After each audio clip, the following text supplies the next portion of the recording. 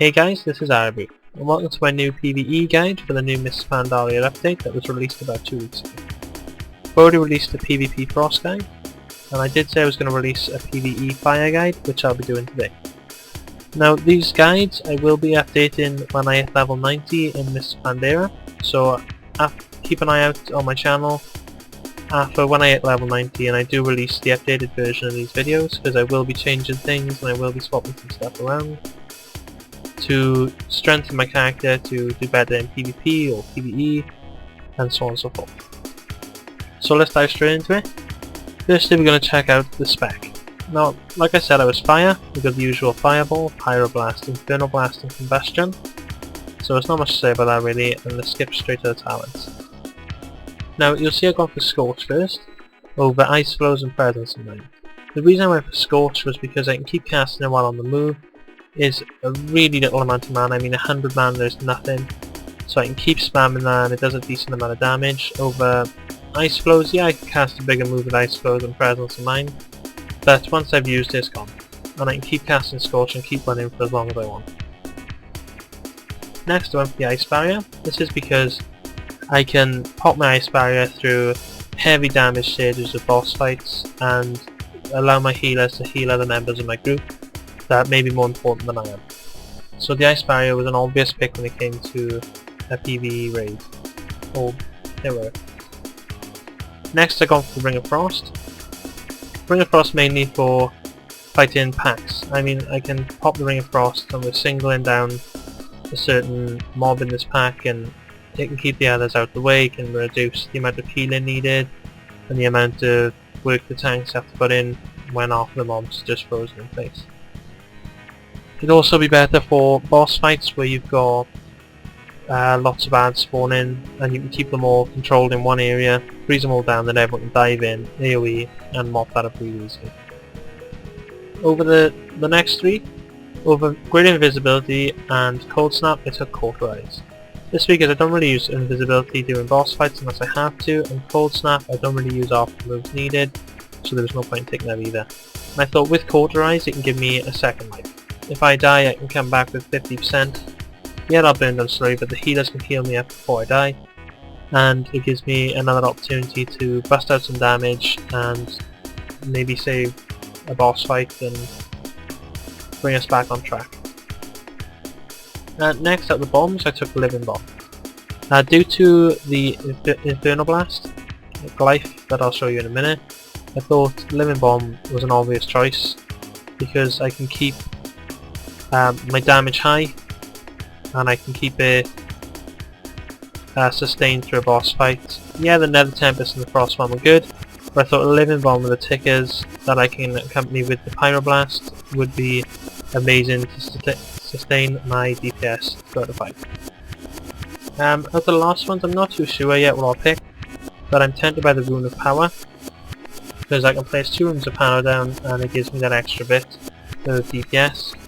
It does replace Evocation though, but it won't matter because you do get 100% mana regen, so I could just be standing casting all day there and not have a worry in the world. I was tempted by Incanter's Ward though due to the passive as well as the instant, which would be spell damage by 6% and mana regen by 65. I'm not too sure of that because I found with Fire over Arcane, I was Arcane before the Mistsof Pandaria patch, that I use a lot of mana with Arcane, but with Fire I don't tend to use that much mana, so I don't think that it's needed as much. Now jumping straight to the Glyphs. Like I said about the mana thing, I got a mana gem which gives me the 10 charges, but I will be getting rid of that because playing a Fire Mage you do not need 10 charges on a mana gem. It's just pointless Glyph that I will not be using and I will be replacing, so I'll pop that in my update video when Mistsof Pandaria has moved. I took the Glyph Combustion.